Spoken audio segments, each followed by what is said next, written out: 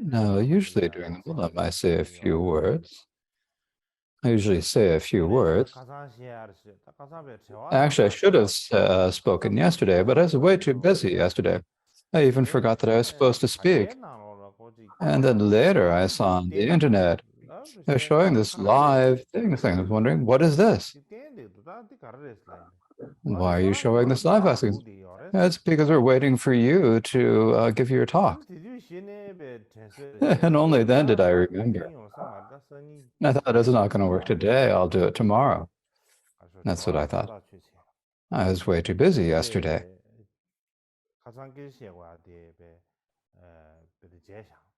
And I even forgot that I was supposed to speak.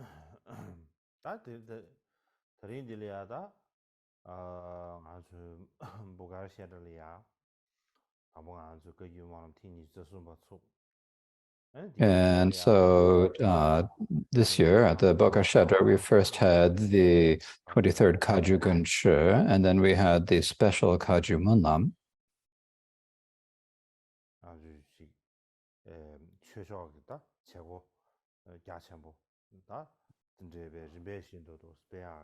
And so we've had two large Dharma activities happening one after the other. And the people who primarily did the preparations were the Bokara Shedra. And it's unnecessary to say, but everyone who has said that they had really excellent preparations, everything was done very well. And when I see, that's what I see. And many people who are connected to me,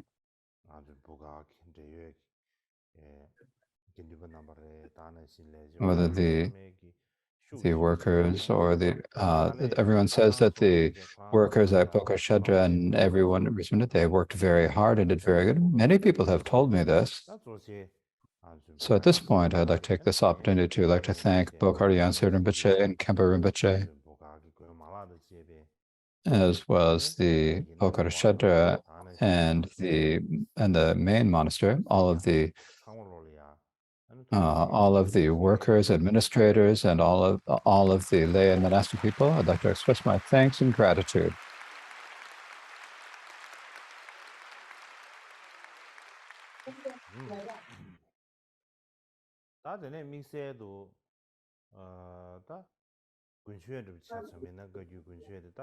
Now, in particular, with the Kaju Gunshi, for the last few years, all of the expenses have been paid for by the Tsurpa Ladrang. The preparations have been done by the various Shedras in turn. And since this year we had it at the Bokar Shedra, this year the Bokar Shedra took responsibility. And this has made it much easier to handle. At the same time, since we normally have the Mullam right after the Kaju Gunshi, and if all of the Sangha members who had been at the Kaju Gunshi had gone back to their monasteries, it wouldn't have been so easy to hold the Mullam. So we continued to have the Mullam at the Bokar Rinpoche. And so the sponsors of the Mullam, regarding the sponsorship at the Mullam, Bokar Rinpoche and Khenpo Lodro Rinpoche said that they would sponsor it, and they took great care, and they were very generous in sponsoring the Mullam. And as was read in the list of offerings, during the special Mullam, all of the expenses were paid by the Bokar Ladrang, the administrator's office. And so I'd like to thank them very much for sponsoring this.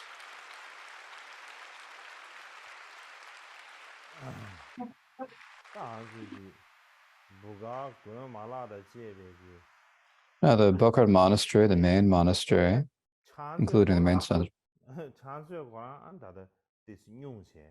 The Changzi is actually a little sick right now, and he was unable to come today because of his illness. He's currently in Taiwan. and he has a very pure motivation.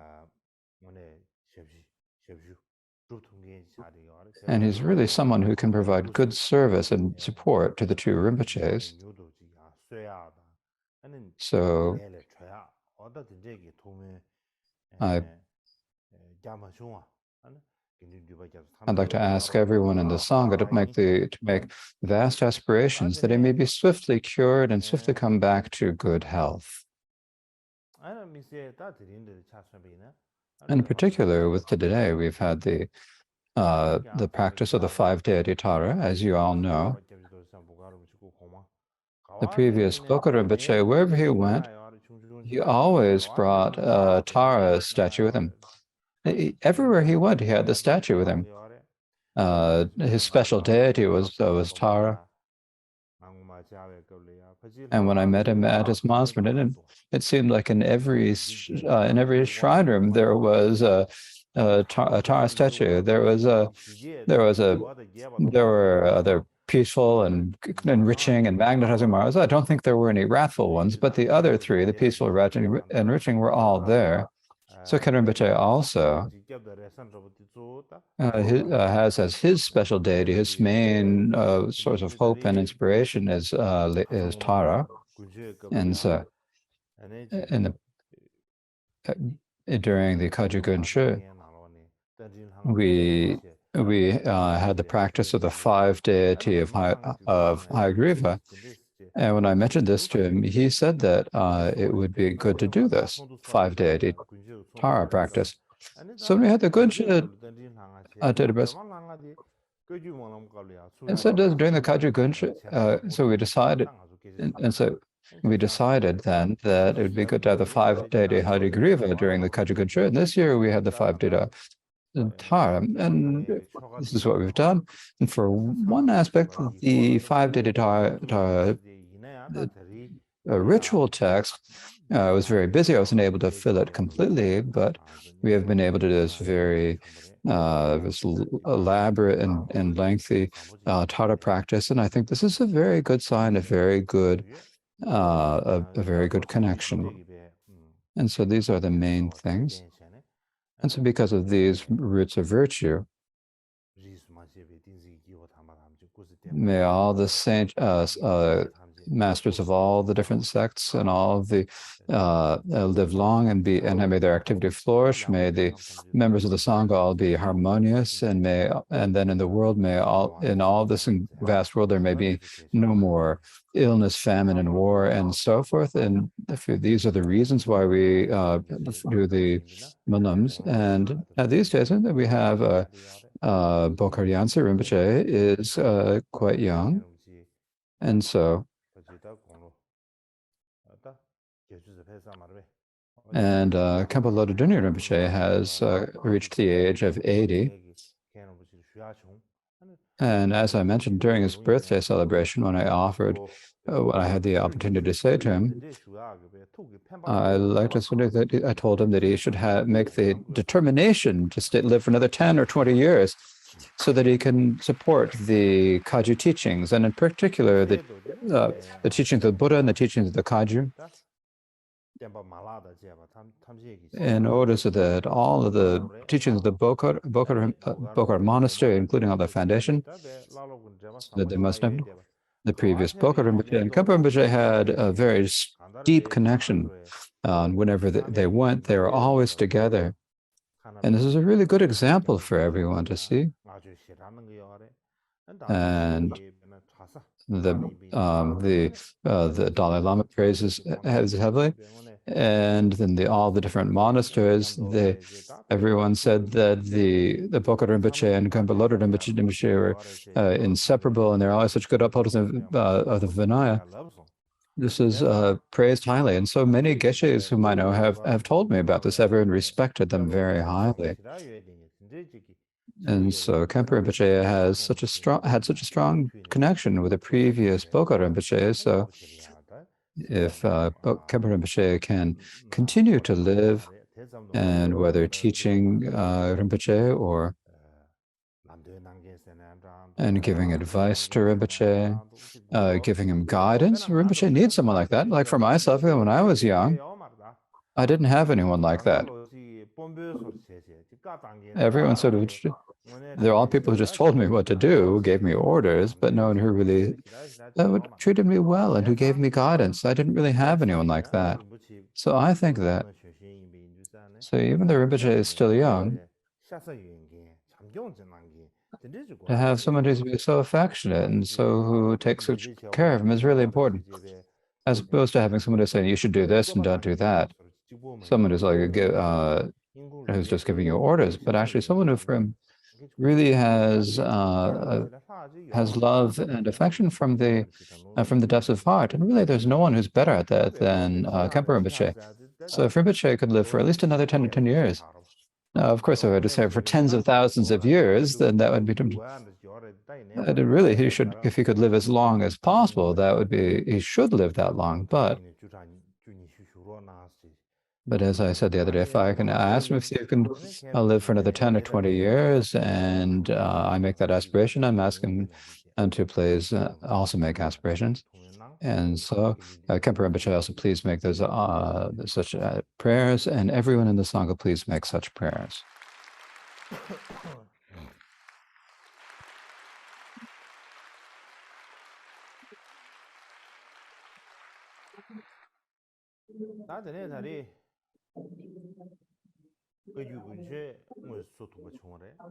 Now, this year we're actually able to have an actual Kagyu winter teachings, and the nuns spring teachings for the nuns will actually happen. You haven't been able to have an actual Kagyu Munam, and the reason for that is that many people gather from international countries for that. And so this year, I thought we should, I expressed my opinion that we should put it off for a year. And I think that definitely next year we will be able to have our Munam in Bodh Gaya.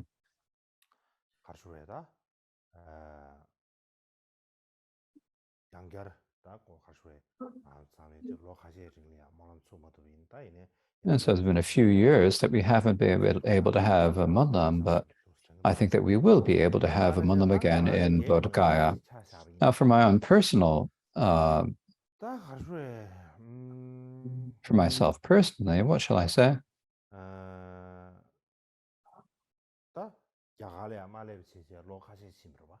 It has been several years that I haven't been able to go to India, 5 or 6 years.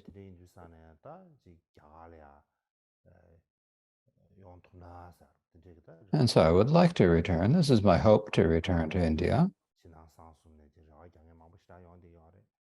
And I think that there are quite a few people who are outside and everywhere, outside and inside and secretly, are wishing this. And it's not like I don't wish, I do have the wish to return.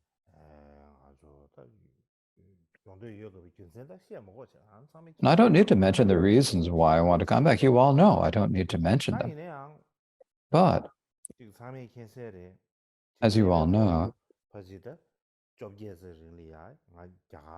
for the last 18 years, most of the time that I spent, I had a few chances to go out, but most of the time I spent was I was in India.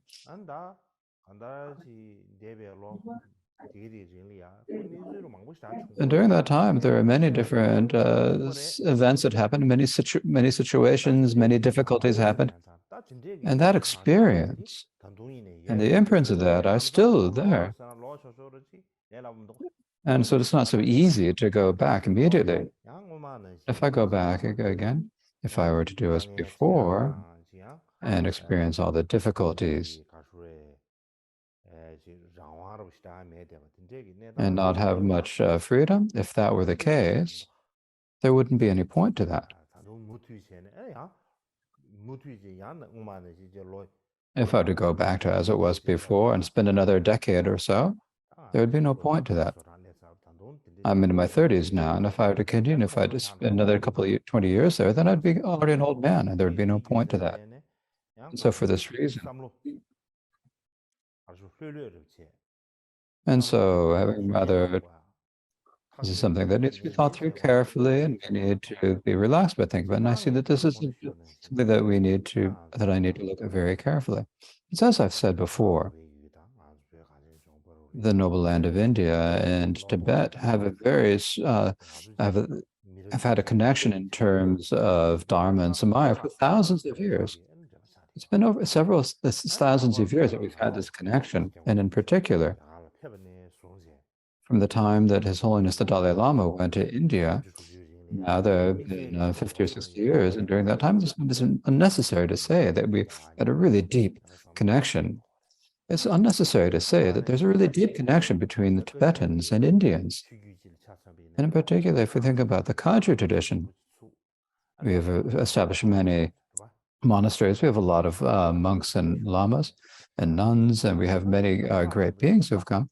And it's a really important part.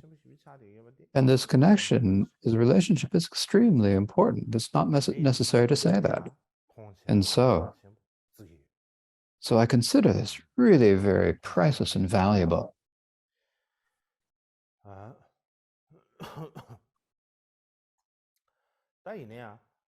However, as I mentioned before,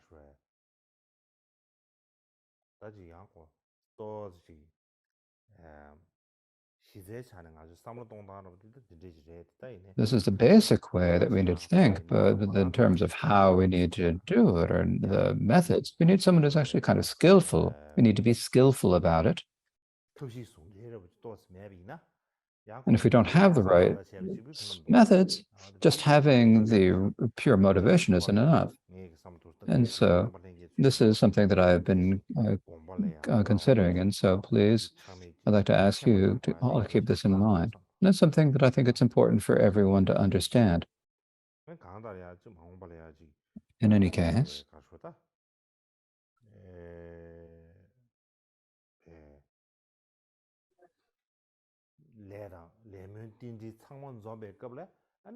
when our karma and our aspirations all come together, and I can return to India, and then we can see each other, I'm looking forward to that. I hope that whether we're in Nepal or Bhutan,